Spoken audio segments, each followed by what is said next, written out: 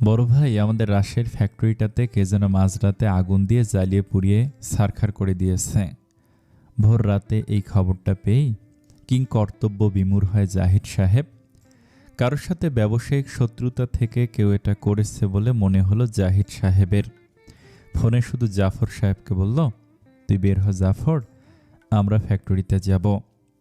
এভাবে আগুন কোন প্রতিপক্ষ জ্বালাতে পারে তা জানা নেই জাহিদ সাহেবের। কত সাধের একটা ফ্যাক্টরি, আইজে গ্রুপের প্রথম ফ্যাক্টরি ইখতিয়ার ইসলাম যেটা গড়েছেন, তিলে তিলে নিজের হাতে গড়েছিলেন। ফ্যাক্টরি নয়, পুড়িয়ে দেয়া হয়েছে জাহিদ সাহেবকেই, এমনটা মনে হচ্ছে তার।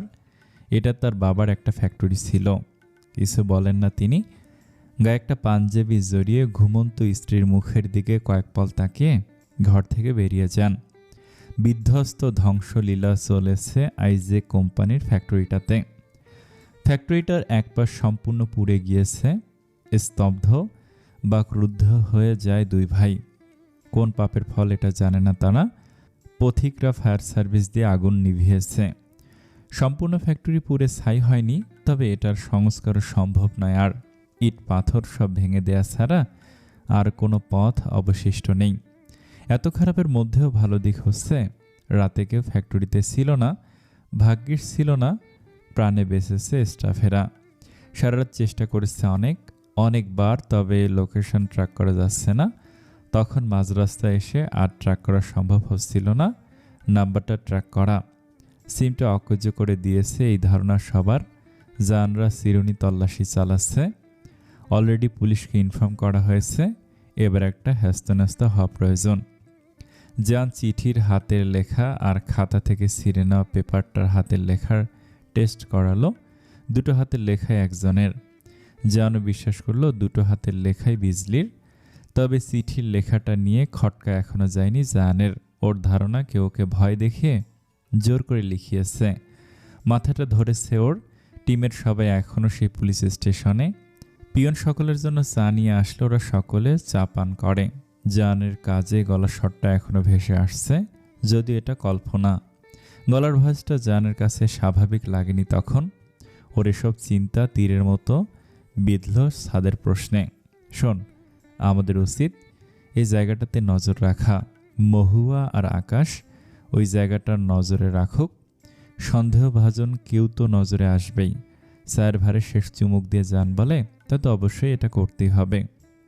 সাদ জানের কাঁধে হাত দিয়ে বলে, শেষ পর্যন্ত তোর বাড়ির মেয়েদেরও ছাড়লো না, তাও আবার এভাবে কিডন্যাপ করে। জানের চোখ মুখ শক্ত হয়ে যায়। কটমটিয়ে বলে, এত বড় সাহস হয় কীভাবে? জান ফারাজের বাড়ি থেকে মেয়ে তুলে নেয়। এবারের বিহিত হওয়া দরকার। আজ বিজলিকে এভাবে নিয়ে গিয়েছে, কাল যদি নারার সাথে এটা করে। নারার ফোনে যে নাম্বার থেকে কল এসেছিল তার আশেপাশে জান কারোর গঙ্গানির আওয়াজ শুনেছিল। কারোর মুখ বেঁধে রাখলে যেমন গঙ্গানির আওয়াজ হয়, ঠিক তেমন। নারার সাথে আজই এই নিয়ে কথা বলতে হবে। কে লোকটা, এই ব্যাপারে নারার চেয়ে ভালো কেউ জানে না বলেই জানের ধারণা। সাদ এবার কিছু একটা ভেবে বলে, জান, তোদের বাড়িতে কোনো সিসিটিভি ক্যামেরা নেই? স্তম্ভিত ফিরে পায় সে। সংকুচিত হয়ে বলে, ভাই, কি মনে করালি তুই আমার? আছে তো দুটো সিসিটিভি ক্যামেরা রয়েছে। একটার ব্যাপারে বাড়ির সবাই জানে, আর একটা সিক্রেট ক্যামেরা যেটা আমি নিজে লাগিয়েছিলাম। কারোর জানার কথা না সে ক্যামেরাটার ব্যাপারে। জান সহসা তড়িৎ গতিতে বেরিয়ে যায় পুলিশ স্টেশন থেকে। যাওয়ার আগে বলে, ওই জায়গাটার নজরে রাখতে বল মহুয়া আকাশকে, আর ভার্সিটিতে যেতে বল ঈশা গুঞ্জাকে। তুই আর রোহিত আমার বাড়িতে আসবি, আমি যখন ফোন করব ঠিক তখন। তোর সাথে আমার কথা আছে নায়রা। এই ভোর 6টার দিকে ওর কি কথা সেটা নায়রা বুঝল না। এই অসময় নায়রার ঘরে এসে নায়রাকে বিরক্ত করায় মেজাজটাই বিগড়ে গেল ওর। একই তো টেনশনে রয়েছে, তার উপর আবার এই অহেতুক ঝামেলা। নায়রা কপাল কুঁচকে বলে, কি কথা তোর এখন আবার? জানের মুখ কঠিন হয়ে রয়েছে। ও দাঁত খিঁচিয়ে বলে, এটা কার নাম্বার? ফোন থেকে আলেক্সির নাম্বারটা দেখে বলে নায়রা। নায়রা গলা শুকিয়ে যায় নাম্বারটা দেখে। জান তাহলে নায়রার অনুপস্থিতিতে ওর মোবাইল চেক করেছে। চেক করবে কি করে? ফোন তো লক করা। তাহলে ওই লোকটা ফোন দিয়েছিল? নায়রা আমতা আমতা করে বলে, আমি কি জানি। জানের এবার রাগ বেড়ে যায়। চোখে মুখে মিথ্যে কথা বলছে। ও কটমট করে বলে, মিথ্যে কথা বলবি না একদম। নায়রা অন্যদিকে দৃষ্টি নিয়ে বলে, আমি কোনো মিথ্যা কথা বলিনি। জান তাচ্ছিল্যের হাসি দিয়ে বলে, ও তাই? তাহলে ছেলেটা তোকে বেবি, সুইট এসব নোংরা নামে ডাকছিল কেন? বেবি? তুই কি ওর বাচ্চা নাকি যে বেবি বলছিল? নায়রা রাগে ফেটে পড়ে এইবার। ওর অত কি, হ্যাঁ? কিসের অধিকার ফলাতে চায়ও? ও ধমকে বলে, তোর কি তাতে? কে তুই? তোকে কেন তো কৈফত দিব? জানের চোখ দিয়ে অগ্নিস্ফুলিঙ্গর ঝরছে, চোয়াল শক্ত হয়ে রয়েছে ওর। ও সেভাবে ক্রোধান্বিত কণ্ঠে বলে, চল তুই, আমিকে দেখাচ্ছি। এই ভোরবেলায় জুলেখা বানু ব্যতীত তেমন কেউ ঘুম থেকে ওঠে না। এ সময় তিনি নামাজ পড়েন, কোরআন পাঠ করেন। জানের সেই জন্য সুবিধা হলো, প্রশ্ন করার কেউ নেই এখন। টানতে টানতে জান ওকে বসালো গাড়িতে, নিজে বসে পড়লো গাড়িতে। নায়রা ক্রমশ চেঁচাচ্ছে, এই কোথায় নিয়ে যাচ্ছিস তুই? তোর তো সাহস কম না? জান কিছু বলে না, ও গাড়ি স্টার্ট দিয়ে গাড়ি চালাচ্ছে আরামসে। আর নায়রা প্রলাপ করেই যাচ্ছে, এই তুই গাড়ি থামা, আমি কিন্তু চিল্লাবো। তুই গাড়ি থামা, আমি তোর সাথে কোথাও যাব না। কি করতে চাইছিস তুই বল? আমি তোর সাথে কোথাও যাব না। এত ইতর কেন তুই? আশ্চর্য, একজন মানুষ এতটা বেহায়া হয় কিভাবে? আমি কিন্তু থাপ্পড় মারব তোকে। অসভ্যতমর একটা সীমা আছে কিন্তু। আমি চিৎকার করছি, কেউ হেল্প করুন, আমাকে কিডন্যাপ করেছে এই লোকটা। আমাকে হেল্প করুন, বাঁচান, হেল্প করুন, প্লিজ হেল্প। নায়রা থামে, বেচারা হাঁপিয়ে গিয়েছে এক নাগারে বকবক করে। এত চিৎকার করেও কোনো লাভ হয়নি, কেউ এ সময় রাস্তায় নেই। জান ভাবলেশীন হয়ে গাড়ি চালাচ্ছে, যেন কিছুই হয়নি। ও এক হাতে ড্রাইভ করতে করতে ফোন করলো সাদকে। সাদ, আমি তোর ফ্ল্যাটে আসছি, ওখানে কাজী ডাক। মেজো ভাই আর উপমার যেই কাজী বিয়ে পড়িয়েছিল, কাজী মনসুর আলীকে কল করে বল একটা এমার্জেন্সি বিয়ে পড়াতে হবে, এবং সেটা সকাল 7টার মধ্যে। কুইক। সাদ, বেশি টাইম নেই। জান ফোনটা রেখে দিল। নায়রার চক্ষু চরক গাছ। বিয়ে, কাজী, এসব কি বলছে? নায়রা ওর দিকে তেড়ে এসে জানের শার্টের হাত আর টেনে ধরে যেন ছিঁড়েই ফেলবে। এই, আমি তোকে বিয়ে করব না। তুই জোর করে বিয়ে করবি? তোর তো স্পর্ধা কম না। আমি তোকে বিয়ে করব না, করব না, করব না। তুই গাড়ি থামা, নইলে আমি সলমান গাড়ি থেকে লাফ দেব। জান একটা কথা বলছে না। আজ জান প্রচুর রেগে রয়েছে। এই জোরাজুরিটা ও চায়নি। ও চেয়েছিল নায়রার সম্মতিতে ওকে বিয়ে করতে, কিন্তু এই মেয়ে সেসব বোঝার নয়। জানের ধৈর্য আজ বাঁধ ভেঙেছে। এবার যা হবে সব জানের ইচ্ছায়। এই মেয়ে জেদ দেখিয়ে পার পেয়ে যাবে, তাই না? এতই সহজ। আজকে জান দেখাবে এই মেয়ে কি করে। অধিকারের কথা বলছে, তাই না? বিয়েটা হোক, অধিকার কি, কত প্রকার, কি কি সব বুঝিয়ে দেবে ও।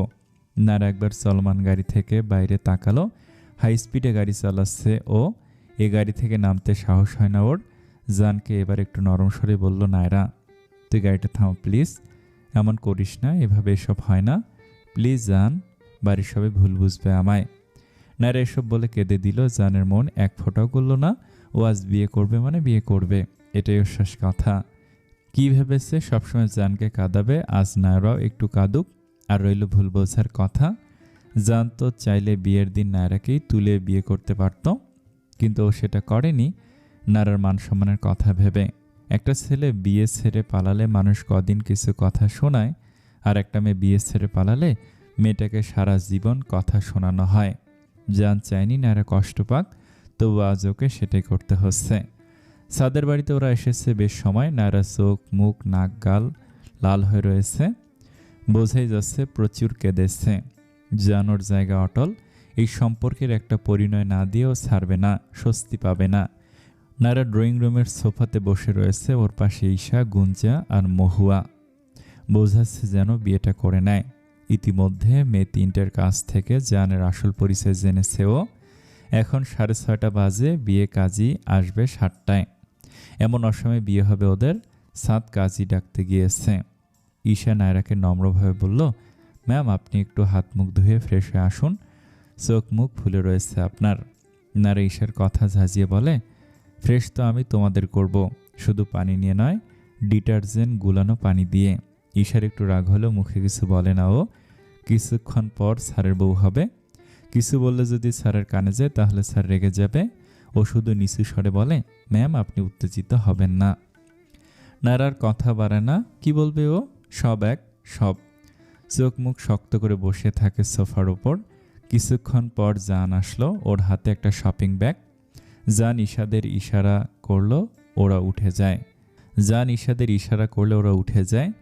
জান গম্ভীর মুখে বসে নায়রার পাশে, হাতের শপিং ব্যাগটা নায়রার সামনে ধরে বলে, কদিন আগে কিনেছিলাম শাড়িটা। ওই যেদিন তোর জন্য ওড়না কিনতে গিয়েছিলাম সেদিনই শাড়িটা পছন্দ হয়েছিল, তাতে বেশি টাকা ছিল না বলে কিনতে পারিনি, পরের দিন কিনেছিলাম। শাড়িটা এই ফ্ল্যাটে রেখে দিয়েছিলাম, বাড়ি নিয়ে যাব, কাজের প্রেসারে মনে ছিল না। আজ এই শাড়িটা পর, বিয়ের দিন একটু সাজবি না? নায়রা কটমটিয়ে জানের দিকে তাকায়, অতঃপর ওর হাতের শাড়ির প্যাকেটটা নিয়ে ছুঁড়ে ফেলে দেয় মেঝেতে। জেদ দেখে অস্ফুটে বলে, আমি তোকে বিয়ে করব না। জানের রাগ তরতর করে বাড়ে। মেঝে থেকে শাড়িটা তুলে নিয়ে নায়রাকে হ্যাঁচকা টান দিয়ে সোফা থেকে তুলে নিয়ে যায় একটা ঘরে ঢুকেই সিটকিনি লাগিয়ে দিয়ে বলে, ভালো ভালো কথা শোন নায়রা, বেশি জেদ ভালো না, আমি তোকে বিয়ে করব না। জান ওর দিকে তাকে দাঁত খিঁচিয়ে বলল, তাহলে কাকে বিয়ে করবি? ওই সুইটি বেবি বলা ছেলেটাকে? শোন নায়রা, নিজের বিপদ নিজে ডেকে আনছিস বলে দিলাম। নায়রা কাউসিতে বসে পড়ে, কাঁদছে ও। জান এবার একটু নরম হয়, ওর পাশে বসে নায়রার এক হাত ধরে বলে, রাজি হয়ে যা না, আমি কথা দিচ্ছি, আমি তোকে ভালো রাখবো, আমি তোকে বিয়ে করব না। জান আরও উৎকণ্ঠিত হয়ে কোমল স্বরে বলে, নায়রা, আমি তোকে ভালোবাসি, তুই শুধু কবুল বলবি, সারা জীবন আগলে রাখার দায়িত্ব আমার। নায়রা নিজের হাতটা জানের থেকে ছাড়িয়ে নিয়ে বলে, আমাকে তুই বাড়ি যেতে দে। বিয়ের পর নায়রা এবার রাগের খেই হারিয়ে জানের শার্টের কলার চেপে ধরে বলে, কি মনে করিস তুই সব কিছু জোর জবরদস্তি হয়? এভাবে আমার থেকে ভালোবাসা পাবি না, কোনো দিনও না। জান নায়রার থেকে নিজেকে ছাড়িয়ে নিয়ে বলে, সে পরে দেখা যাবে। জান চলে যায় ঘরটা থেকে। নায়রা চোখ মুখ শক্ত করে গায়ের ওড়নাটা খামসে বসে থাকে। পিতা মোহাম্মদ জাফর ইসলামের পুত্র জান ফারাজ তোমাকে নগদ 7,01,000 টাকা মোহরানা প্রদান করে বিবাহ করতে চায়। তুমি যদি এই বিয়েতে রাজি থাকো তাহলে কবুল বলো মা। নায়রা পণ করেছে ও কবুল বলবে না। কবুল বলবে না মানে বলবে না। কাজী আবার বলে, কবুল বলো মা। নায়রার স্পষ্ট জবাব, বলবো না। কাজী জানের দিকে ভুরু কুঁচকে তাকে বলে, এভাবে তো বিয়ে হবে না, জোরপূর্বক বিয়েটা ঠিক হচ্ছে না। জান গম্ভীর হয়ে বলে, কবুল বল। বলবো না, আমি তোকে বিয়ে করব না। জান হুট করে উঠে যায় বিয়ের আসর থেকে। সবাই অবাক হয়। প্রত্যেকে আরও অবাক করে জান হাতে একটা রিভলভার নিয়ে আসলো। নায়রার মাথায় ঠেকে নায়রাকে বলে, বাঁচতে চাস তো কবুল বল। সাদ জানকে থামানোর জন্য বলে, কি করছিস? মেয়েটার মাথায় রিভলভার ধরবি? ও যদি ভালোই ভালোই কবুল বলতো তাহলে তো আমার কষ্ট করে রিভলভার হাতে তোলা লাগতো না। ওখানে উপস্থিত সবাই বেশ বুঝলো জান আজ চরম রেগে গিয়েছে। সাদর কথা বলল না, সবাই চুপ করে দাঁড়িয়ে দেখছে এসব। কাজী সাহেবও ভয় পাচ্ছেন ভীষণ, তাকে আবার গুলি না করে দেয়। জান শিথিল স্বরে আবার বলে, আমার ক্ষমতার অপব্যবহার করিয়েই ছাড়লি, কবুল বলে এখনও সময় আছে, নইলে সত্যি শ্যুট করব। নায়রা জানে জান ক্রিমিনাল ইনভেস্টিগেশন ডিপার্টমেন্টে রয়েছে, নিশ্চয়ই আসল বন্দুক, যদি সত্যি গুলি করে দেয় নায়রার মাথায়। তাইও ভয় পেয়ে কিন্তু তেজিয়ান কণ্ঠে চেঁচিয়ে বলে, হ্যাঁ হ্যাঁ কবুল। নায়রা একটা রুমে মলিন মুখে বসে রয়েছে। মলিনতা মুখে থাকলেও রাগে কাঁপছে ও তিরতিরিয়ে। কি থেকে কি হয়ে গেল? মাথায় বন্দুক ঠেকিয়ে নায়রাকে দিয়ে কবুল বলিয়ে নিল। নায়রা কবুল বলেছে, তবে ও বিয়েটা মানে না। নায়রার জীবনটা কি কোনো পুতুল খেলা যে যে যখন আসবে সেভাবে নিজের মতো খেলবে? বাড়িতে নায়রা বলবে সবাইকে জান এভাবে ওকে বিয়ে করেছে। কি ভেবেছে জান ফারাজ কবুল বললেই নায়রা সবটা মেনে নিবে? নায়রা নিজের ফোনটা আনতে পারেনি, নয়তো সে সময় বাড়িতে কল করে জানিয়ে দিত। আইনের লোক বলে পার পেয়ে যাবে। এত সস্তা নয়। নায়রা জানের চাকরি খেয়েই ছাড়বে। দরজা খোলার শব্দে নায়রা সেদিকে তাকায়। জান আসছে ঘরে। এখন 10টা বাজে। বাড়িতে নিশ্চয়ই সবাই এখন টেনশন করছে। বাড়ি যেতে চায় নায়রা, কিন্তু এই শয়তানটা আটকে রেখেছে। জান নিষ্প্রভ চোখে দেখছে নায়রাকে। বাড়িতে পরা সলার কামিজেই বিয়েটা করেছে নায়রা, একদম এক কাপড়ে। জান একবার নিজের দিকে তাকায়। গতকাল বিকেলে 7টায় এখন ওর গায়ে রয়েছে। দীর্ঘশ্বাস ফেলেও। এভাবে তো বিয়ে করতে চায়নি জান। বিয়ে নিয়ে কত স্বপ্ন ছিল, নায়রা লাল শাড়ি পরবে, জান সাদা পাঞ্জাবি পরবে, আর বিয়েটা হলো কিভাবে? মেয়েটা বুঝলো না, নিজের জেদকেই বড় করে দেখল। জানকে দেখতেই নায়রা খেপে যায়। জানের কাছে গিয়ে ওর শার্টের কলার 2 হাতে ধরে চেঁচিয়ে বলে, আমি এই বিয়ে মানি না। মানি না মানে মানি না। আমি তোর চাকরি খাবো, তোর নামে আমি কেস করব, তোকে আমি জেলের ভাত খাবো, তোকে আমি ফাঁসিতে ঝুলাবো, গলা টিপে মেরে ফেলবো তোকে।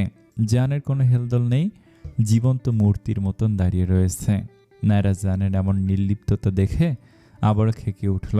কটমটি বলল, জানের বাচ্চা, চুপ করে থাকবি না? জান ঠোঁট কামড়ে হেসে ফেলে। এইবার হাসকি সুরে বলল, আমাদের বাচ্চা হলো কবে? নায়রা এবার আরও রেগে যায়। গায়ের যত শক্তি আছে সবটা ব্যয় করে 2 হাতে শার্টটা ছিঁড়ে ফেলে একদম পেট পর্যন্ত। জান তবু মেজাজ দেখায় না, শান্ত স্বরে বলে, এই না হলে আমার বউ, থাপ্পড় মারবো। জান নিজের গালটা বাড়িয়ে দিয়ে বলল, নিন মারুন মিসেস জান ফারাস। নায়রা তাচ্ছিলের হাসি দিয়ে বলে, দুকান কাটা অসভ্য। জান এবার হুট করে ঘরের দরজাটা লাগিয়ে দিল। ঠোঁটে বাঁকা হাসি দিয়ে নায়রার কানের কাছে হাসকি স্বরে বলল, অসভ্য কিছুই করিনি আমি তোমার সাথে। তুমি কি চাচ্ছ বলো তো বউজান? আমি বাসরটা এখনই সেরে ফেলি? এখন কিন্তু আমার অধিকার আছে। আমার অধিকার নিয়ে আর কোনো প্রশ্ন রয়েছে তোমার? অধিকার নিয়ে প্রশ্ন ছিল, উত্তর পেয়েছ, বাকি রইল অসভ্যতা। আমি কোনোদিন অসভ্যতা করতে চাইনি। বেশি বাড়াবাড়ি করলে। নায়রা 2 হাতে কান চেপে ধরে বলে, এই না প্লিজ, এসব কিছু করিস না। জান ফিসেলে হেসে বলল, হাজব্যান্ডের সাথে কেউ তুই করে কথা বলে? জান কথাটি বলে নায়রার কোমর 2 হাতে জড়িয়ে ধরল। নায়রার আবারও রেগে যায়। এসব কি হচ্ছে ওর সাথে? জানের থেকে এই ধরনের ব্যবহার নায়রা আশা করেনি। নায়রা সিটকে দূরে সরে যায়। দেয়াল ফুঁড়ে বাইরে বেরিয়ে যেতে ইচ্ছে করছে ওর।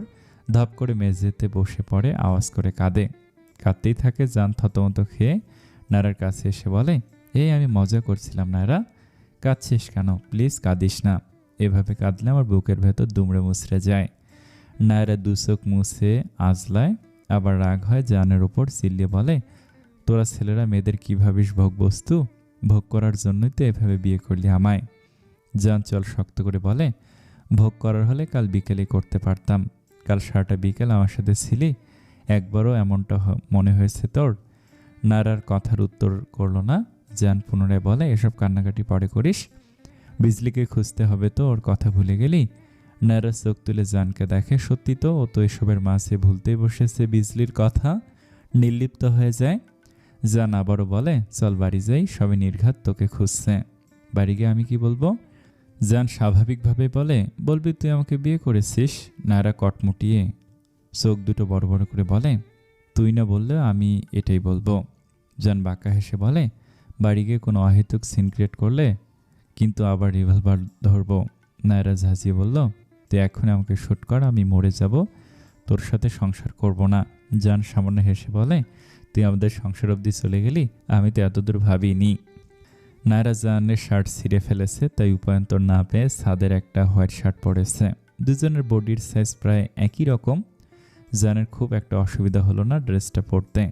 নায়রা এখনও একইভাবে বসে রয়েছে। জান ড্রেসিং টেবিলের সামনে দাঁড়িয়ে হেয়ার ব্রাশ করছে আর দেখছে সেসব। রুমে ছাদ আসলো, এক পলক নায়রাকে দেখে জানকে বলল, একে তো কেসটা সলভ হচ্ছে না, তার উপর এখন বিয়ে করলি, সামলাতে পারবি তো 2 দিক? কেসটা সলভ করার আগেও কঠিন নায়রার মন জয় করা। মেয়ে তো নয় যেন ঘূর্ণিঝড় আমফান। এমন মেয়েকে জান ভালোবাসলো কি করে ভেবে পায় না। অনেক হ্যাপা পোহাতে হবে, সে জান বুঝে গিয়েছে। জান রাশভারী কণ্ঠে বলে, বিয়ে করেছে অবশ্যই সামলানোর জন্য, আমার বউকে সামলানো আমার কাছে ডাল ভাত। নায়রা মুখ তুলে একবার জানকে দেখে, এরপর পাশে দাঁড়িয়ে থাকা সাদকে দেখে। খুব পরিচিত ঠেকলো লোকটা ওর কাছে। তখন বিয়ের সময় সাদকে সেভাবে দেখেনি, দেখলো অত পাত্তা দেয়নি। ওই অবস্থায় ওর মাথা ছিল সম্পূর্ণ অকেজো, ভাবার মতো মস্তিষ্ক ছিল না। তবে এখন সাদকে চেনা চেনা লাগছে। মনে পড়ে সেদিনের সেই বৃষ্টির দিনটা, যেদিন দোয়েলের সাথে নায়রা একটা টঙের দোকানে ছিল বৃষ্টি থামার অপেক্ষায়। এই লোকটার সাথেই তো বিয়ে ঠিক হয়েছে দোয়েলের। এই লোকটা জানের ডিপার্টমেন্টে কলিগ নাকি বন্ধু, কেমন ইনফর্মাল ওয়েতে কথা বলছে। তেরে আসে নায়রা, চোখ দুটোতে যেন আগুনের লাভা ঝরছে ওর। কণ্ঠস্বর উঁচিয়ে বলে, আপনার সাথে দোয়েলের বিয়ে হওয়ার কথা, তাই না?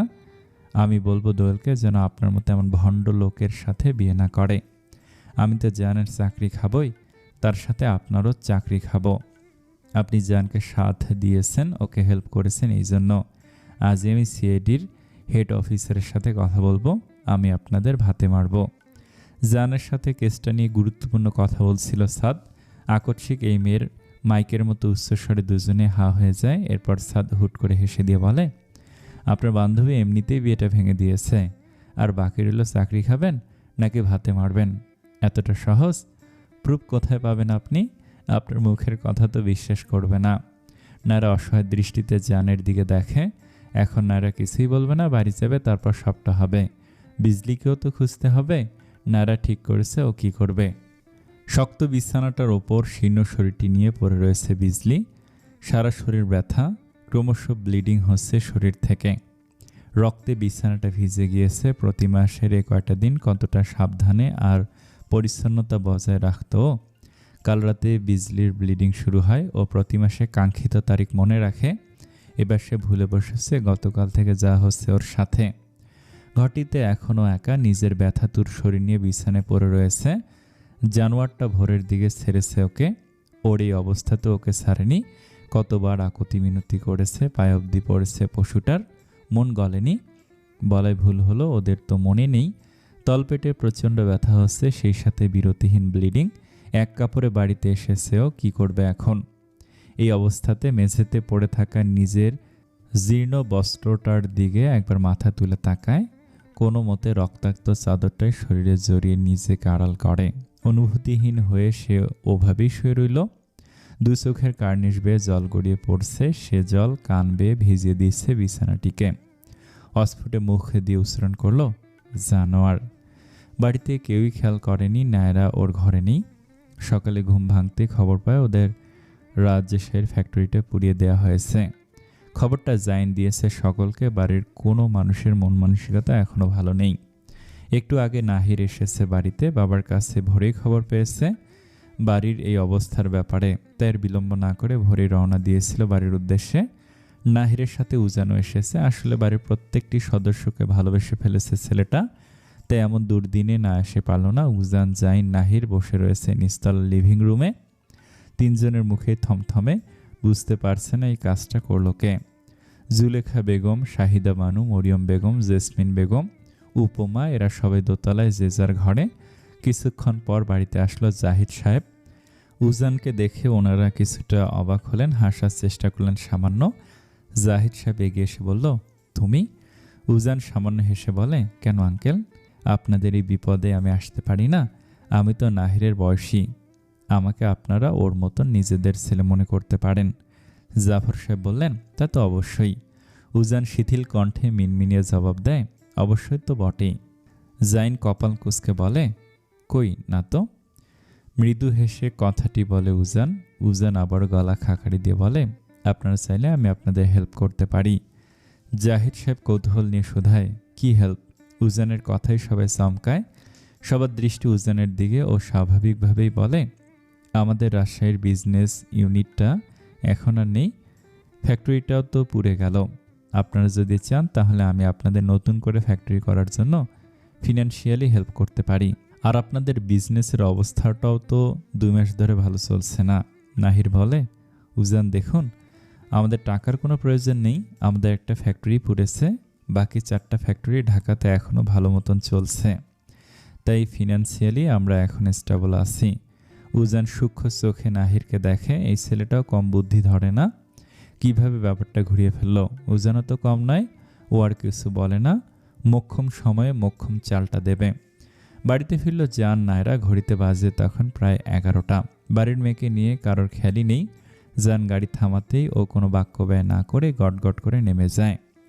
আজকে ওর একটা শিক্ষা দেয়া হবে। আজ তো এই হারামজাদাকে বাড়ি থেকে তাড়াবেই। কত বড় সাহস, নায়রাকে হুমকি দিয়ে বিয়ে করে।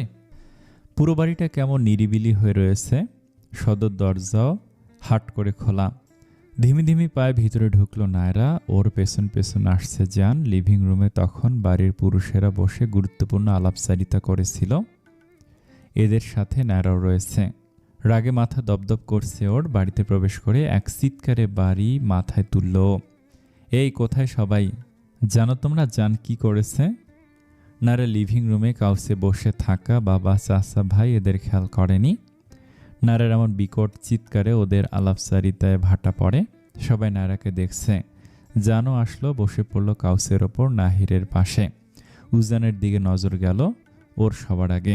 ওকে দেখে চল শক্ত হয়ে যায় জানের। জাহিদ সাহেব কৌতূহলী হয়ে জিজ্ঞেস করলো, কি করেছো শুদ্ধ তুমি? জান মিষ্টি হেসে বলে, বিয়ে করেছি শ্বশুর আব্বা। নায়রার অমন চিৎকারে বাড়ির মেয়ে বউরও ততক্ষণে নিচে চলে আসলো। জানের কথা শুনে সবার চোখ কোঠর থেকে বেরিয়ে আসার উপক্রম। তবে অবাক হয় না উজান, যেন সে আগে থেকেই জানে এমন কিছু হবে। জাহিদ সাহেব, জাফর সাহেবও থতমত খেয়ে যায়। কি বলে এই ছেলে বিয়ে করেছে? আর জাহিদ সাহেবকে শ্বশুর আব্বা বলছে কেন? দুই ভাই চোখ তুলে দেখে নায়রাকে। তাহলে কি নায়রাকে বিয়ে করেছে? জাইন ভাইকে ইশারা করে, যার অর্থ এই দাঁড়ায় যে তুই এটা করেছিস। বাড়ির অবস্থা এখন ভালো না, তার মাঝে এভাবে বিয়ে। নাহির রক্তচক্ষু নিয়ে দেখছে জানকে। ও চল শক্ত করে বলে, তুই কাকে বিয়ে করেছিস? জান পায়ের উপর পা তুলে আয়সী ভঙ্গিতে বসে বলে, তোর বোনকে। আর এতে আমার কোনো গিল্টি নেই। নাহির সঙ্গে সঙ্গে উঠে দাঁড়ায়, নায়রার কাছে গিয়ে দুই বাহু ক্রমান্বয়ে ঝাঁকুনি দিয়ে প্রশ্ন করে, এই তুই ওকে বিয়ে করেছিস? এটা কিভাবে করলি তুই? নাহিরা রাগে কাঁপছে। ও জানে জাহিদ সাহেব নায়রার জন্য ছেলে পছন্দ করে রেখেছিল, আর সে হলো উজান। ছেলেটা লাখে এক, মানতে পারছে না নাহির। নাহির ছোটবেলা থেকে বদমেজাজি, রাগ হচ্ছে বোনের ওপর। এটা কি করলো ও? নাহির কখন আসলো সে প্রশ্ন করার মতো পরিস্থিতিতে নায়রা নেই। নায়রা জানকে একবার দেখে বলে, আমাকে জোর করে বিয়ে করেছে জানিস? হোয়াট? জুলেখা বেগম উপরে ছিলেন, এমন কুটচালেও তিনিও নিচে চলে আসেন। রিনরিনে গলায় বললেন, কি হয়েছে? কে কাকে জোর করে বিয়ে করেছে? নাহির উত্তরে বলে, শুদ্ধ নায়রাকে বিয়ে করেছে। জুলেখা বেগম একবার নায়রাকে দেখে তো একবার জানকে। এবারই ছেলেমেয়েরা ঠিক করেছে এভাবে বিয়ে করবে। শাহিদা বানু কাঁদতে কাঁদতে এসে বলে, তুই কখন করলি বিয়ে? তাহলে এতক্ষণ বাড়িতে ছিলি না? অবাকের চরম পর্যায়ে পৌঁছায় নায়রা। মানেটা কি? ও যে ভোর থেকে বাড়িতে নেই তার খবর কেউ রাখেনি? মরে গেলে খবর রাখবে তো? মনের কথায় মুখ ফুটে বলে ও, বাহ, খুব ভালো। আমি ভোর থেকে বাড়িতে নেই, জান আমাকে জোর করে বাড়ি থেকে তুলে নিয়ে বিয়ে করেছে, আর তোমরা কেউ জানোই না যে আমি বাড়িতে নেই? মরে গেলেও তো খবর রাখবে না। জাইন উপমার হাত ধরে বলে, ঘরে চলো, এসব চেঁচামেচির মধ্যে থাকলে বেনে প্রেশার পড়বে, তোমার বেবিরও ক্ষতি হবে। উপমা নাকচ করে বলে, থাকলে কি হবে? আর চেঁচামেচি কোথায় হচ্ছে? জাইন আবার বলল, উপরে চলো। উপমা আবারও বলে, কেন করছো কেন এমন? সবসময় ঘরে থাকতে ভালো লাগে না। জাইন একটা দীর্ঘশ্বাস নিয়ে বলে, আচ্ছা থাকো তাহলে। জাহিদ সাহেব আর জাফর সাহেব দুজনে নির্লিপ্ত থাকলেও নাহির চুপ করে থাকে না। শার্টের হাতে গুটিয়ে জানের কাছে আসলো। নাহিরের এরূপ আক্রমণাত্মক প্রতিক্রিয়া দেখে জান উঠে দাঁড়ায়। নাহির সেই ওকে ঘুষি মারতে যাবে, জান ওর হাতটা শক্ত করে ধরে ফেলে। এতটাই শক্ত করে ধরে যে নাহিরের হাতটা ভেঙেই যাবে। বাড়ির সবে হতভম্ব হয় নায়রাও। বাড়ির কেউ তো আর জানে না জান কোন ডিপার্টমেন্টে রয়েছে। জানের রাগ, ক্ষমতা, শক্তি, বুদ্ধির কাছে যে নাহির নস্যি। নায়রার বুক ডিপ ডিপ করে ভয়ে। জান স্বাভাবিকভাবে বলে, এই হাতে আমি ক্রিমিনালদের শাস্তা করি, এই হাতে বন্দুক ধরি, এই হাতে বড় ভাইকে আঘাত করতে চাচ্ছি না। কি বলল জান এসব? কিছু বুঝতে পারছে না বাড়ির প্রত্যেকে। নায়রা ভাইকে ধরল। জানের দিকে তাকে বাড়ির সকলের উদ্দেশ্যে বলে, জান সিআইডি অফিসার, আগে পুলিশে ছিল, এসপি পদে ঢাকাতে। 4 বছর ধরে আইনের এই পেশাতে রয়েছে। 2 বছর পুলিশে ছিল, আর 2 বছর হলো সিআইডিতে রয়েছে। নায়রা নাহিরের দিকে তাকে বলে, তুই ওর সাথে লাগতে যাস না। বাড়ির সবাই অবাক হয়, এমনকি জাইনও জানতো না জান ক্রিমিনাল ইনভেস্টিগেশন ডিপার্টমেন্টে রয়েছে। জাহিদ সাহেব আর জাফর সাহেব জানের দিকে বিমূঢ় হয়ে দেখে। জান বাড়ির সবাইকে শুধু বলে, এসব নাটক বাদ দাও তোমরা, বিজলিকে খুঁজে পাওয়া যাচ্ছে না, ওকে বাড়ি থেকে তুলে নিয়ে গিয়েছে। আর আমি জানি এটা অমন স্মাগলারদের কাজ। প্রশ্ন করতে না তোমরা, কি করি আমি? আমি কেন ঢাকায় যাচ্ছি না। আমি এবং আমার টিম গ্যাংটাকে 7 মাস ধরে খুঁজছি। ওরা ঢাকা থেকে রাজশাহী এসেছে 4 মাস। সেই 4 মাস রাজশাহী রয়েছি শুধু ওদের ধরার জন্য। আমার মনে হয় না আর কারো প্রশ্ন রয়েছে এই ব্যাপারে। জানের বলা কথাগুলো উজান অনুভূতিহীন হয়ে শোনে। বিজলিকে খুঁজে পাওয়া যাচ্ছে না মানে? পায়ের ওপর পা তুলে বসে রয়েছে উজান। ওর পরনে কালো রঙের ব্লেজার আর ব্ল্যাক কোট প্যান্ট। মুখের ভাব গম্ভীর। চোখের চশমাটা খুলে ফেলে গায়ের ব্লেজারটাও গাছ থেকে ছাড়িয়ে নিল। সাদা শার্টের উপরের দুটো বোতামও খুলল। দুহাতের কবজির বোতামগুলো খুলে হাতাটা কুনি অবধি গুটিয়ে নেয় ও। ওর সামনে ব্ল্যাক হুডি পরে বসে আছে আলেক্সি।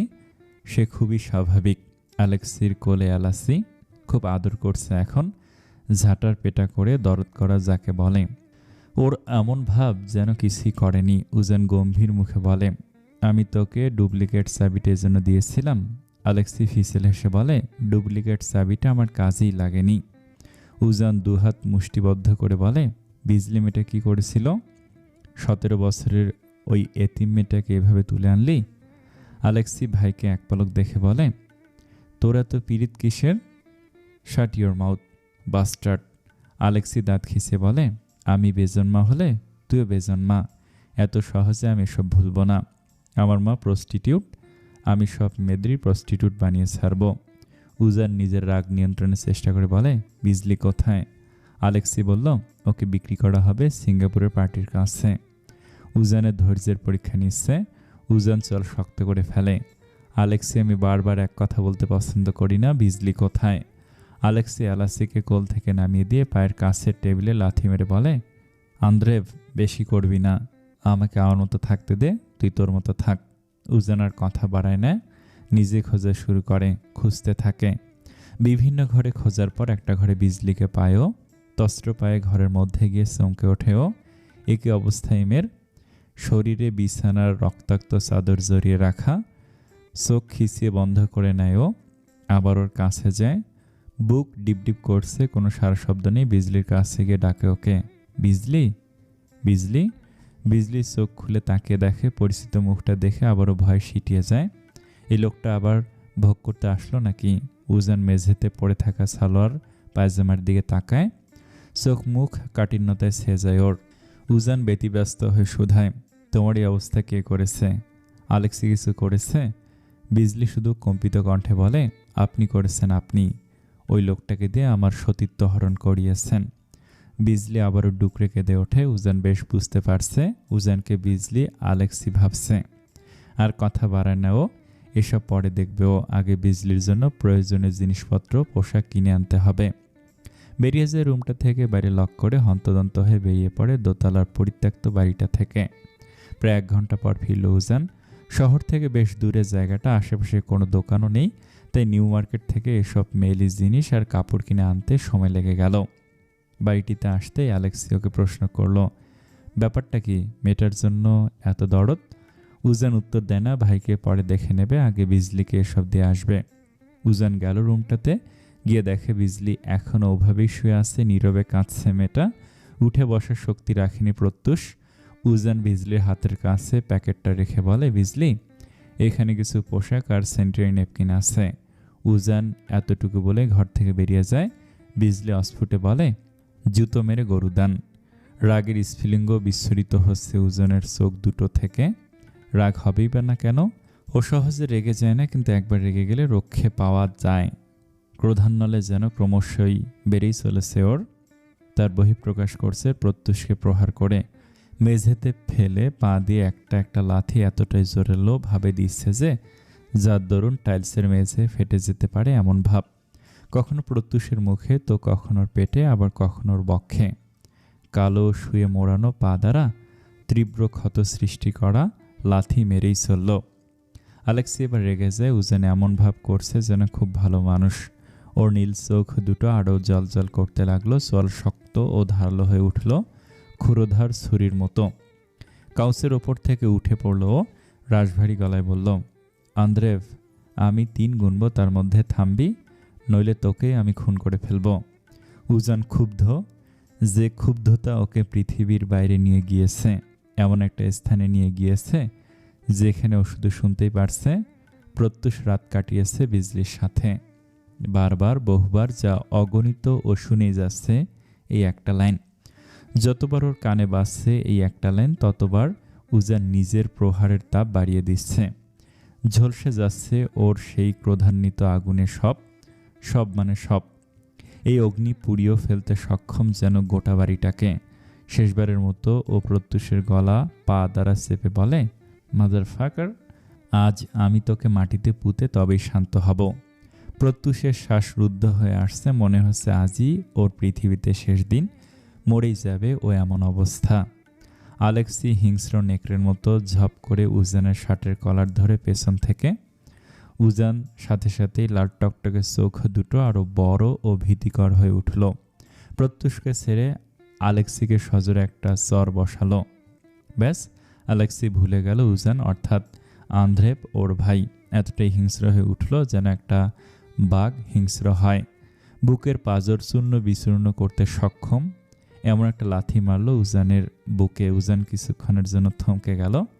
অন্য একটা ছেলের জন্য নিজের ভাইকে মারছে, তাহলে উজান কেন চুপ থাকবে? আলেক্সির আদেশেই তো মাদারফাকটা বিজলিকে রেপ করার সাহস পেয়েছে। আবারও খেপে গেল উজান। ও আলেক্সির শার্টের কলার চেপে ধরল, অতপর কয়েকটা ঘুষি বসিয়ে দিল ওর নাকে। আলেক্সির প্রশস্ত বুকে মারল একটা শক্তপোক্ত লাথি, যা আলেক্সির আঘাতের থেকে কোনো অংশে কম না। উজানের পর দাঁত খিঁচিয়ে বলল, আজ থেকে আমি ভুলে গেলাম তুই আমার ভাই। আই রিপিট, আমি ভুলে গেলাম তোর সাথে আমার কোনো রক্তের সম্পর্ক আছে। ও বাড়ির অনেক ইনফরমেশন আমি তোকে দিয়েছি, আর নয়, যদি পারি তাহলে তোকে জান ফারাজের হাতে তুলে দেব। ভাই বলে আর কোনো মায়া দেখাবো না। আমার হেল্প তুই আর পাবি না। তোর হেল্প আমার কোনো দিন প্রয়োজন হয়নি, বাট আমার হেল্প তোর প্রয়োজন পড়েছে। থামল উজান। আলেক্সির নাক ফেটে গলগল করে রক্ত নিঃসৃত হচ্ছে। উজানের অবস্থা অনুরূপ। আলেক্সি তর্জনী আঙুল দ্বারা নাক মুছল। আঙুলের দিকে তাকিয়ে দেখে রক্ত।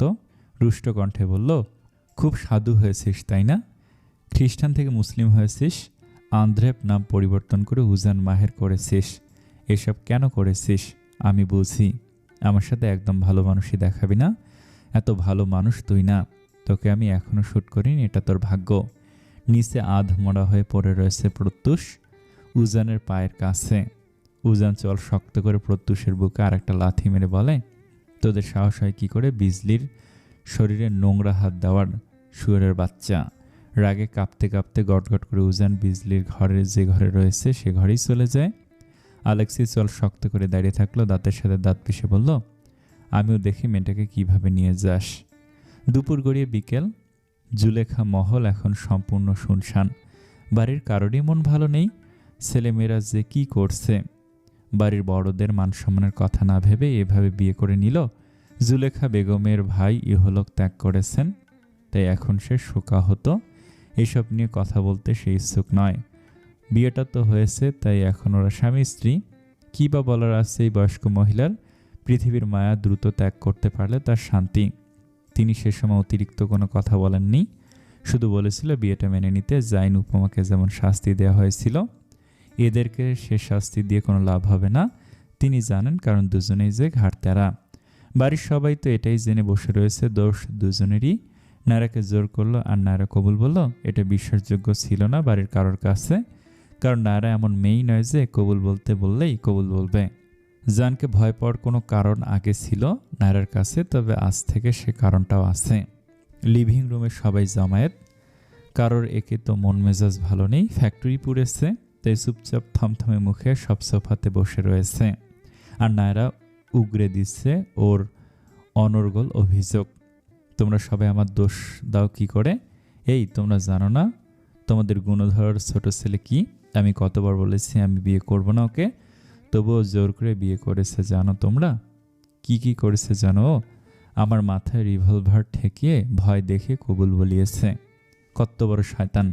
আমি কবুল না বললে আর কি করতাম বলো? ও যদি সত্যি গুলি করে দিত।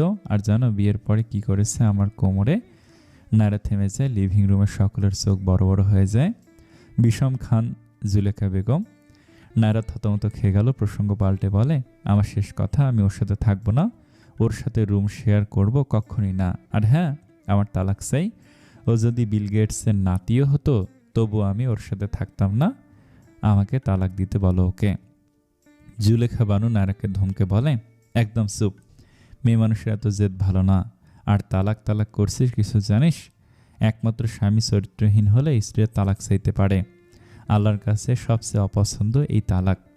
স্বামী স্ত্রীর বিচ্ছেদ নিজের অনিচ্ছার শর্তে হোক আর ইচ্ছাই হোক। তুই কবুল বলেছিস? বলেছিস কি না? নায়রা নিচু স্বরে বলে, সাহেবের দিকে তাকায়ও। আর একবার চোখ মুখ শক্ত করে শাহিদা বানুর দিকে তাকায়। নায়রা নাহিরের দিকে তাকে বলে, এ ভাইয়া, তুই মেনে নিয়েছিস এদের মতো? নাহির শীতল চোখে বলে, না, আমি মানি না। নাহিরের পর দিদার দিকে তাকে বলে, দিদা, আমার বোন এই বিয়েটা মানতে নারাজ, আর আমার বোন যা বলবে তাই হবে।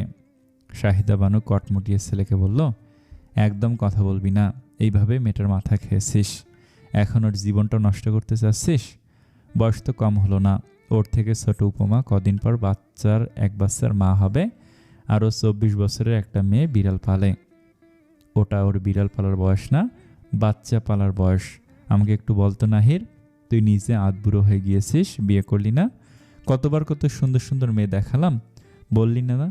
আর কয়দিন পরে এসব করে বয়স 31 করে ফেললি। আর বোনকেও কি বুড়ি করে রাখতে চাচ্ছিস বল? আর জান ছেলে হিসাবে খারাপ নয়, আমি ছোটবেলা থেকে ওকে মানুষ করেছি, ওকে আমি ভালোই বুঝি। হুটহাট রাগ দেখে কারণেই, অকারণে নয়। শাহিদা বানু শেষের কথাটি বলে তাকালেন মরিয়ম বেগম আর জাফর সাহেবের দিকে। বিপরীতে নাহিরও চুপ হয়ে যায়। নাহির মানে জান ভালো, তবে বিয়েটা তো তার বোন মানছে না। সংসার তো করবে নায়রা, জীবনসঙ্গী পছন্দ করার অধিকারও রয়েছে। জুলেখা বানু গলা খাকারি দিয়ে নায়রাকে বলল, সকালে বিয়ে করে বিকেলে তালাক চাওয়া কোনো সমাধান নয়। তুই ওর সাথে সংসার করে দেখ, পরেও যদি মনে হয় শুদ্ধের সাথে তুই সংসার করতে পারবি না, তখন এ ব্যাপারে ভেবে দেখা হবে। এখন শুদ্ধর ঘরে যা, আজ থেকে তুই ওর ঘরেই থাকবি। নায়রা তুমুল রেগে রাগ দেখে নিজের ঘরে চলে যায়। ও কেন এত মানুষের কথা শুনবে? ওর যা ইচ্ছা হয় তাই করবে। বিজলি যে কক্ষে ছিল সে ঘরে উজান কয়েকবার নক করে, কিন্তু ভেতর থেকে কোনো সাড়া পাওয়া গেল না। তাই উজান উপায়ন্তর না পেয়ে ঘরটির লক খুলে ঢুকে পড়ল। আগের মতো বিজলি পড়ে রয়েছে বিছানায়, শরীরটাকে আবৃত করা বিছানার চাদরটি দ্বারা। উজান একটু মাথা ঝুঁকিয়ে বিজলিকে ডাকল, বিজলি, বিজলি। বিজলির কোনো সারা শব্দ নেই। উজান বিজলির নাকের কাছে এক আঙুল নিয়ে দেখল শ্বাসক্রিয়া চলছে কিনা। না, নিঃশ্বাস তো নিচ্ছে, তাহলে জ্ঞান হারালো নাকি? রাগ আবার বেড়ে যায় মেয়েটার। ইসরে, এভাবেই পড়ে থাকবে মেয়েটা? বিজলির পাশে উজানের দেয়া শপিং ব্যাগটা সেভাবেই পড়ে রয়েছে। উজানের মাথা কাজ করছে না। এই অবস্থায় তো বাইরে নিয়ে যেতে পারবেই না। বুক ধকধক করে কাঁপছে ওর। পাজা কোলে নিয়ে যাবে এই অবস্থায়? উজান আলেক্সি দুই যমজ ভাই ঠিকই, তবে দুজনের বিপরীত ধর্মী। উজান আর যাই হোক চরিত্রহীন নয়, মেয়েদের রেসপেক্ট করতে জানে। ও মানুষটা খারাপ, তবে ওর চরিত্রটা খারাপ নয়। নিজের ইচ্ছার বিরুদ্ধে গিয়ে উজান শপিং ব্যাগ থেকে একটা লং ফ্রক আর প্লাজো নিল। ওর হাত কাঁপছে, পরপর কয়েকটা ঢোক গিলে বলল, কামন, তোর কোনো বাজে মতলব নেই। মেয়েটা এখন অসহায়, এখানে হেল্প করার মতো আর কেউ নেই ওর। যা করার তোকেই করতে হবে। উজান মুখটাকে অন্যদিকে ঘুরিয়ে নিয়ে বিছানার চাদরে আড়ালে আলগোছে বিজলির গায়ে জড়িয়ে দিল ফ্রকটা। সেভাবেই কোনো মতে প্লাজোটা পরিয়ে দিল। অতঃপর বিজলিকে পাজা কোলে তুলে নিল। পাজা কোলে তুলে নিয়ে ওর হাত ভিজে গেল রক্তে। উজান এর থেকে বেশি কিছু করতে পারবে না। ওকে যত দ্রুত সম্ভব হসপিটালে এডমিট করতে হবে। হলরুমে আসতেই আবারও কাঠিন্যতায় ঢেকে গেল উজানের মুখ। আলেক্সি কাউচের ওপর বসে আছে বন্দুক হাতে নিয়ে। আলেক্সি সেভাবেই পড়ে আছে। উজান আবারও রেগে যায়। বিজলিকে পাজা কোলে নিয়ে প্রত্যুষের অন্তকোষে সজোরে লাথি মারল। সহসায় ব্যথায় কুকিয়ে ওঠে ও মাগো আওয়াজ তুলল। আলেক্সির সাথে কথা বাড়ায় না উজান। আলেক্সি কাউসেতে বসে জলদ গম্ভীর কণ্ঠে বলল, আন্দ্রে, ভালো হবে না কিন্তু। মেয়েটাকে নিয়ে তুই আর এক পা আগা, আমার বন্দুক থেকে বুলেট বেরোবে কিন্তু। উজান আলেক্সির দিকে তাকে বাঁকা হেসে বলে, আমাকে না, তুই ইয়ানাতকে নিয়ে ভাব। আজ সকালে ওদের বিয়ে হয়েছে আর রাতে ওদের বাসর হবে। উজান এতটুকু কথা বলে বেরিয়ে যেতে নেয়। আলেক্সির সঙ্গে সঙ্গে রিভলভার চালালো, কিন্তু কোনো লাভ হলো না, কারণ বন্দুকে তো বুলেটে নেই। সব সেদিনই ফুরিয়ে গিয়েছিল। আলেক্সি মাথার চুলগুলো খামছে ধরে বলল, জান Faraz, your time is continue now. সারাদিন বাদে জান বাড়ি ফিরল। রাত তখন প্রায় 12টা। জান তো ভুলতে বসেছে যে ও এখন আর একা নয়, ওর একটা বউ আছে। সারাদিন কেসটা নিয়েই ভেবেছে। বাড়ির সেই গোপন সিসিটিভি ফুটেজটা আজ চেক করা হলো না। কালকে খুব ভোর ভোর উঠে ক্যামেরাটা মেমোরি নিতে হবে। গন্ডগোল তো আছেই, স্মাগলারগুলো অনেক চালাক, এটা তো জান বুঝেছে। এসব ভাবতে ভাবতে নিজের ঘরে গেল জান। আজকের মেরিট জানের ঘর আর গতকালের আনমেরিট জানের ঘরে কোনো পার্থক্য নেই। আজকে তো বাসর। ঘরটা কেউ একটু সাজাতে পারত, সবাই তো মেনে নিয়েছে। জান ফ্রেশে ওর শ্যামবর্ণের সুঠাম দেহে জড়িয়ে নিল একটা অফ হোয়াইট টি শার্ট আর একটা ট্রাউজার। রুমটার দিকে কিছুক্ষণ তাকে দেখলো। একটু তো সাজাতে হয়, যদিও জানে বাসরের বউ হবে না। জান কিছুক্ষণ ঘরটিকে ভালো করে দেখে নিল। এরপর পুরনো বিছানার চাদরটা তুলে একটা অন্যরকম নতুন চাদরে আবৃত করলো বিছানাটা। জানের ঘর কখনই অগোছালো থাকে না, সবসময় গুছিয়ে রাখেও। ঘর সব ঠিকই রয়েছে, এখন অভাব শুধু ফুলের। জান মৃদু হেসে বলল, আমার বউ তো একটা সুবাসিনী, ফুলের আবার কি প্রয়োজন। জান নায়রার ঘরে টোকা দিয়ে যাচ্ছে। নায়রা ঘর থেকে ওর কোনো উত্তর বা প্রত্যাখ্যান কিছুই আসলো না জানের কাছে। বাড়ির সবাই এখন ঘুমে। জান কি আবারও জোরে টোকা দেবে? নায়রাকে একটা কল দিলে কেমন হয়? জান একবার কল করার চেষ্টা করলো, কিন্তু একটি মহিলা কণ্ঠ নায়রার বিনিময়ে বলল, আপনি যে নাম্বারে কল করেছেন তা এই মুহূর্তে সংযোগ প্রদান করা সম্ভব হচ্ছে না। জান এবার একটু জোরেই ডাকলো, এই নায়রা। নায়রা ঘুমাচ্ছিল, চোখ খিচিয়ে নিয়ে ঘুমে কাতর নায়রা ঘুম ঘুম কণ্ঠে বলল, কে? অপর প্রান্তে থেকে জান গলা উঁচিয়ে বলল, আমি তোর 3 কবুলের স্বামী। নায়রার কোনো উত্তর পাওয়া গেল না। নায়রা এখন ঘুমাবে, ওর এত ফাউল বকার সময় নেই। জানের সাথে জানও আর কথা বলল না, বুঝতে পারলো নায়রা ঘুমাচ্ছে। নায়রা রুমের ব্যালকনিতে একটা মই ঠেকে সে মই বেয়ে অনায়াসে নায়রার ব্যালকনিতে উঠে গেল না জান। ব্যালকনি থেকে ঘরে এসে একবার পুরো ঘর দেখে নিল। ঘুমাচ্ছে দেখো মহারানী, কিন্তু রুমে লাইট জ্বালিয়ে। আবার কি ঘুমায়? অপচয় করার সর্দারিনী। জান নিষ্ফল ঘুমন্ত নায়রার দিকে তাকিয়ে থাকলো বেশ সময় ধরে। এখন কতটা শান্ত লাগছে মেয়েটাকে। কেউ বলবে সারাদিন কি জ্বালাতনটাই না জ্বালিয়েছে। জান নায়রার পাশে বসলো।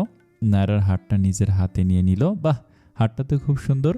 এরপরই জান ওর ঘুমন্ত বউয়ের হাতে বড় বড় নখ দেখে কপাল কুঁচকে ফেলে। এত বড় নখ রেখেছে, নামাজ কালামের ধারের কাছে যায় না মেয়ে, তাই বলে এত বড় নখ? কুকুরের মতো নখ রাখার মানে কি?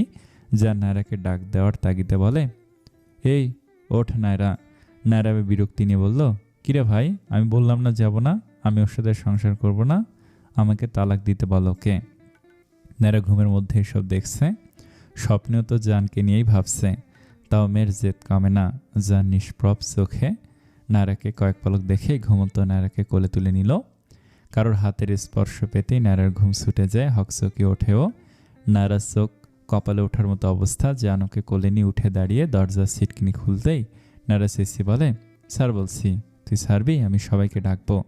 জান চোখ পাকিয়ে বলল, চুপ কর, একদম চিল্লাবি না। গলা না ভাঙার রেকর্ডার। নায়রা জানের থেকে নিজেকে ছাড়ানোর প্রয়াসে ছটফটিয়ে বলে, হ্যাঁ আমি চিল্লাবো, কি করবি তুই? জান নায়রার দিকে কয়েক পল তাকিয়ে থেকে বলল, কিছুই করব না, আমার হাত তো ব্লক। নায়রা এবার সত্যি গলা উঁচিয়ে বলতে যায়, তুই একটা। জান নায়রা পিঠটা আরেকটু উঁচুতে নিল। জান নায়রার অধরে নিজের অধরটা ওভাবে মিলিয়েই নিজের ঘরে পা বাড়ায়। এদিকে নায়রা নিজেকে ছাড়ানোর জন্য মরিয়া, কিন্তু জান ছাড়ল না। জান ওকে নিজের ঘরে নিয়ে বিছানার উপর শুয়ে দিয়ে ঘরের দরজা ভেতর থেকে লক করে দিল। ততক্ষণ নায়রা উঠে বসে রাগে ফুটছে, একবার কাছে আসুক, কানের পর্দা ফাটিয়ে দেবে থাপ্পড় মেরে। জান নায়রার কাছে এসে কপাল কুঁচকে বলল, সাপের মতো ফুটছিস কেন, নাগিন নাকি? নায়রা কটমটিয়ে বলল, তোর ঠোঁট আমি কেটে দেব। জান নায়রার কোমর জড়িয়ে ধরে ওকে আরও নিজের কাছে নিয়ে এসে ফিসফিসে বলল, তারপর তোর নামে আমি মানহানির মামলা করব। জান নায়রার কানের কাছে মুখ নিয়ে হাসকি সুরে বলল, তারপর? নায়রা নিজেকে ছাড়িয়ে নেওয়ার চেষ্টা চালিয়ে যাচ্ছে। সেভাবেই কটমটিয়ে বলে, আমার তো ইচ্ছে করছে এক্ষুনি খ্যাক করে তোর গলাটা টিপে ধরতে। জান একরাশ মাদকতা নিয়ে নায়রাকে দেখে বলল, ভালোবাসবি কবে? নায়রা নিজেকে ছাড়িয়ে নেওয়ার চেষ্টা চালিয়ে যাচ্ছে, কিন্তু পুরুষের শক্তির কাছে নারীর শক্তি যে একটা ধূলিকণা তা নায়রার মস্তিষ্কে নেই। ওকে কে বলে, স্যার আমাকে। জান নায়রার কথায় উত্তর না দিয়েই ওর গোলাপি কোমল অধরে এক আঙ্গুলে স্পর্শ করে মোহনীয় কণ্ঠে বলল, তোর ঠোঁট দুটো আগের থেকে আরো বেশি সুন্দর লাগছে। পূর্ব আকাশে সূর্যোদয় হয়েছে, সূর্যের সোনালি আলোতে আলোকিত ভুবন। আকাশে পাখিরা উড়ে যাচ্ছে কিচিরমিচির আওয়াজ তুলে। মনোরম স্নিগ্ধতায় ঘেরা এক ভোর। সূর্য কিরণের সেই সোনালি দ্যুতি ঘরের ব্যালকনি পেরিয়ে ঘরটিকেও আলোয় ভরিয়ে দিচ্ছে। জানালা ভেদ করেও আলো ঢুকছে ঘরের মধ্যে।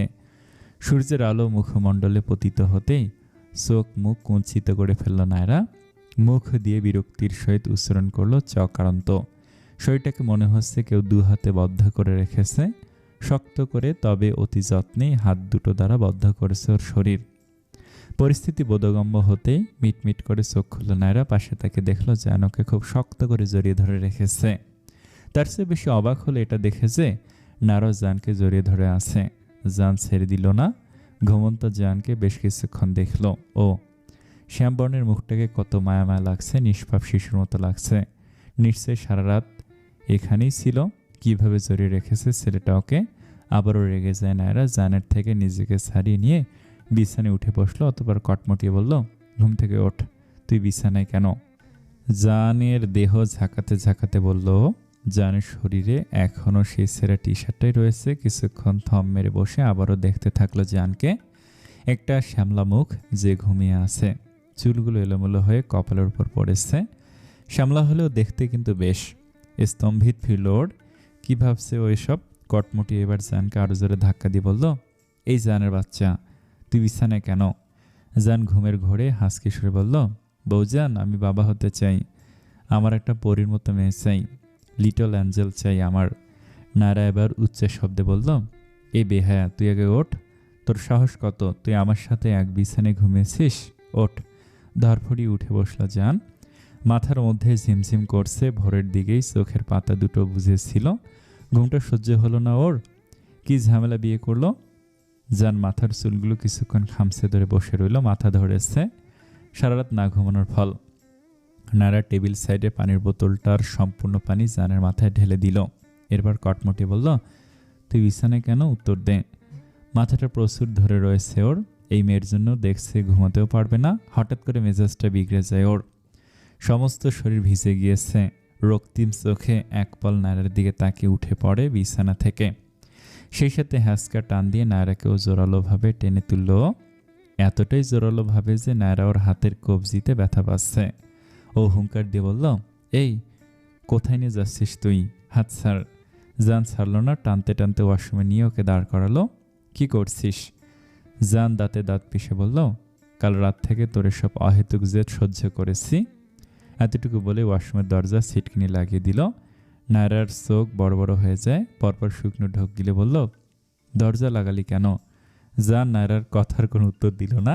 রাগের মাথা কাজ করছে না। প্রবল বেগে ও নায়রার কোমর ধরে নিজের নিকট নিয়ে এসে শাওয়ারটা ছেড়ে দিয়ে শক্ত করে দুহাতে জড়িয়ে ধরল ওকে।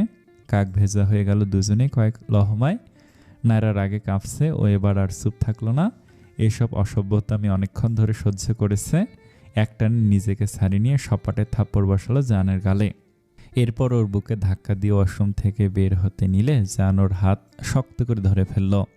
নায়রা আবারও হিংস্র বাঘিনীর মতো গর্জে উঠে বলল, আর একটা থাপ্পড় বসাবো? জান কোনো কথাই বলল না।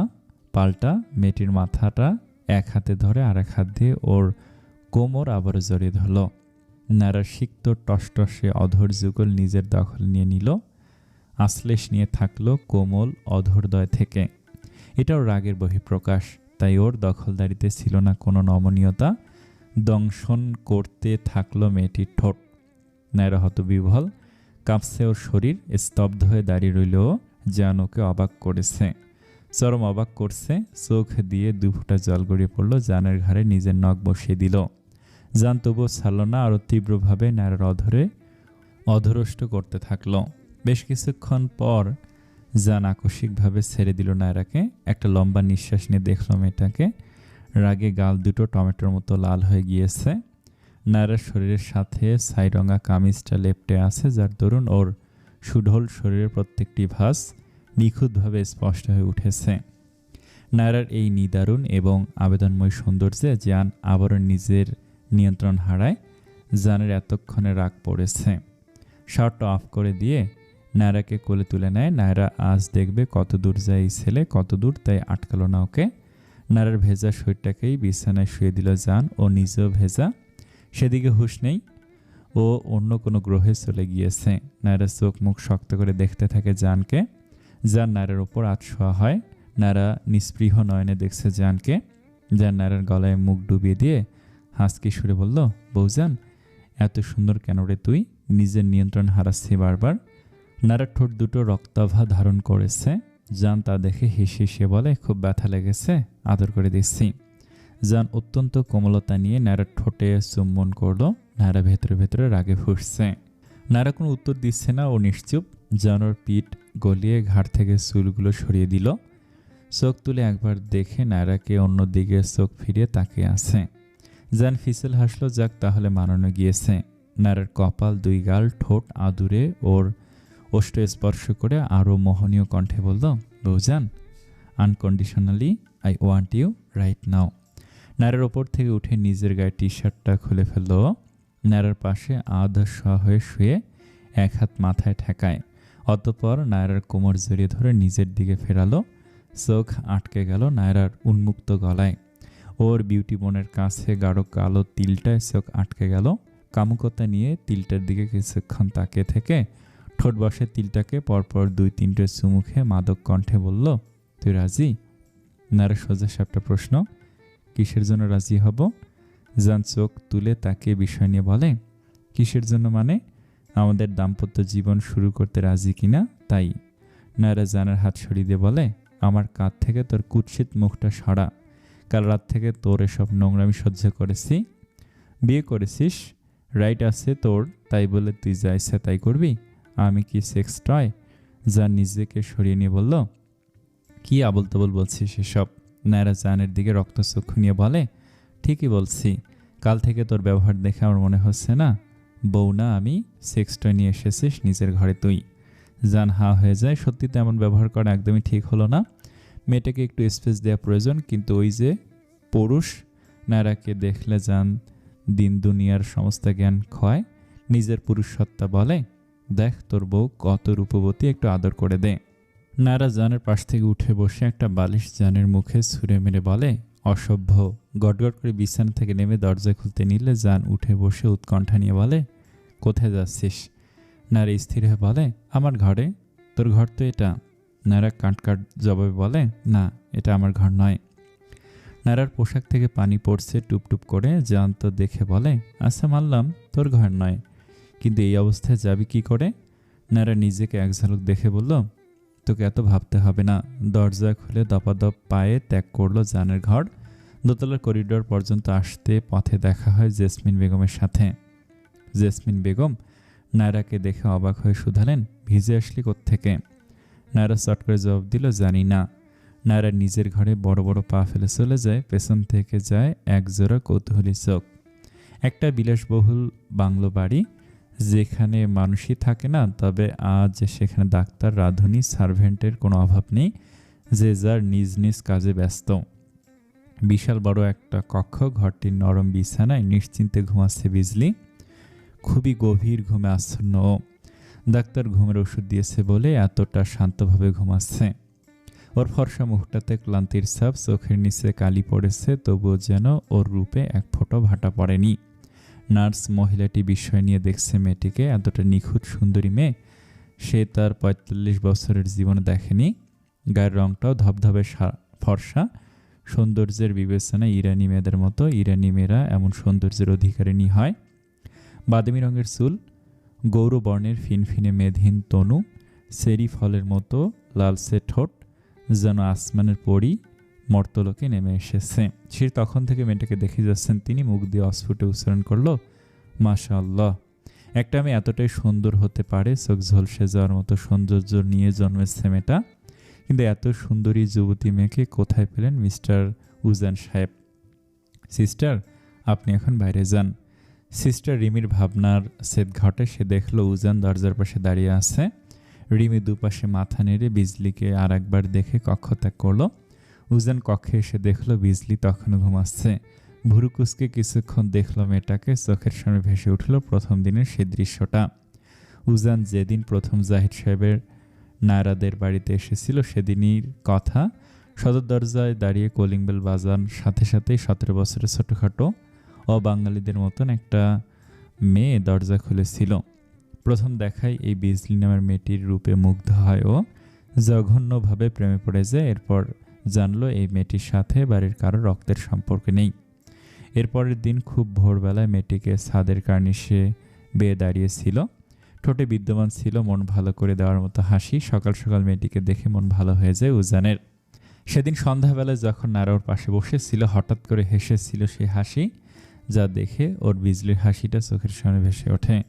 নারা চলে যেতেই বিজলির হাসিকে বলেছিল, ওয়াও, হার স্মাইল স্পার্কলেট। এরপর তৃতীয়বারের মতো দেখেছিল সেদিন রাত 10টার দিকে, অতি সাধারণ রমণীর বেশে, তবু অসাধারণ। ও জাইনের ঘরটা খুঁজে পাচ্ছিল না। পথে বিজলিকে দেখতে নিঃসংকোচে জিজ্ঞেস করেছিল, জাইনের ঘর কোনটা?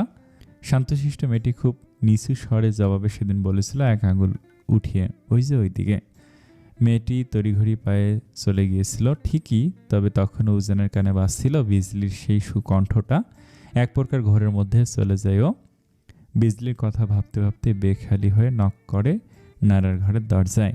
পরবর্তীতে স্তম্ভিত ফিরতেই দেখলো নারা বিরক্তি মুখে ওর দিকে তাকিয়ে আছে। এরপর আর কি, নারাকে সরি বলা। সেখান থেকে চলে এসে করিডোর দিয়ে হেঁটে জাইনের রুমে যেতে যেতে আনমনে মিটিমিটি হেসে বলেছিল, she is beautiful like a ferry.